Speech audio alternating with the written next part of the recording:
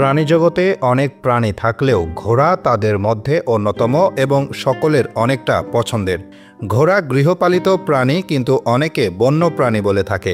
ঘোড়া এবং মানুষের মধ্যে একটি প্রাচীন সম্পর্ক রয়েছে।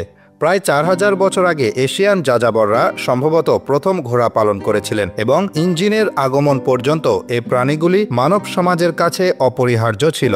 ঘোড়াগুলি এখনও অনেক সংস্কৃতিতে সম্মানের জায়গা রাখে, প্রায়শই যুদ্ধের বীরত্বপূর্ণ কাজে যুক্ত হয়। বর্তমানে যুদ্ধ ছেড়ে মানুষ শান্তির এগিয়ে গেলেও ঘোড়ার ব্যবহার কমেনি, বরং যুদ্ধের বিকল্প হিসেবে এসব ঘোড়ার ব্যবহার হয় যা মানুষের কল্যাণে ভূমিকা রাখে। সুন্দর ঘোড়া দেখতে অনেক আকর্ষণীয়, এমনই উন্নত জাতের ঘোড়া নিয়ে আমাদের আজকের আয়োজন। সুন্দর ঘোড়া। এ প্রজাতির ঘোড়া নেদারল্যান্ডের ফ্রিয়েশিয়ান অঞ্চলে পাওয়া যায়। এদেরকে উন্নত জাতের প্রজননের জন্য ব্যবহার করা হয়। দৌড়ানোর সময় এদের উড়ন্ত লম্বা চুলের জন্য দেখতে অনেক আকর্ষণীয় লাগে।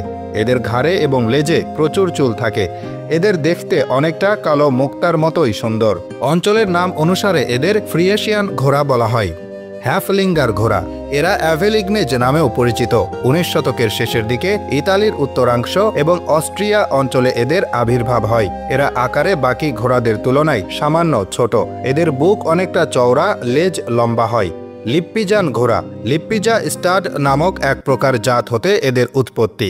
এই ঘোড়া হাবসবার্গ রাজতন্ত্রে ব্যবহৃত হতো। এত দ্রুত দৌড়ায় যে মনে হয় এরা যেন বাতাসে ভেসে বেড়াচ্ছে।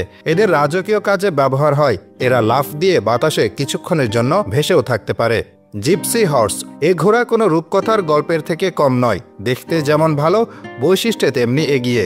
এদের ঘাড়, লেজ এবং খুঁড়ের ওপর পালক দ্বারা আবৃত। দৌড়ানোর সময় এদের দেখতে অপূর্ব সুন্দর লাগে।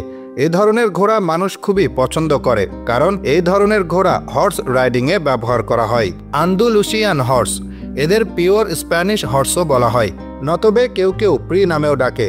এদের পূর্ববর্তী বংশধর 1000 বছর ধরেও বেঁচে ছিল।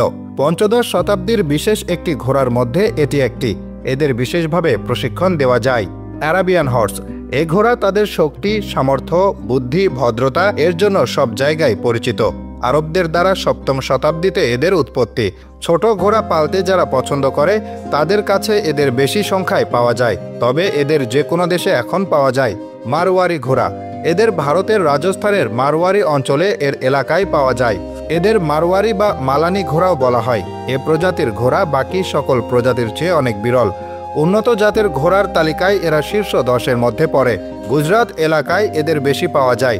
এ প্রজাতির ঘোড়ার কান মোড়ানো হয়। আকেলটেক হর্স। এরা তুর্কির উন্নত প্রজাতির ঘোড়ার মধ্যে একটি। যে কোনো বৈশিষ্ট্যের দিক থেকে এরা অন্য সব ঘোড়া থেকে এগিয়ে। এদের গতি, দৌড়ানোর ক্ষমতা এবং বুদ্ধির দিক দিয়ে বিশ্বব্যাপী খ্যাতি রয়েছে।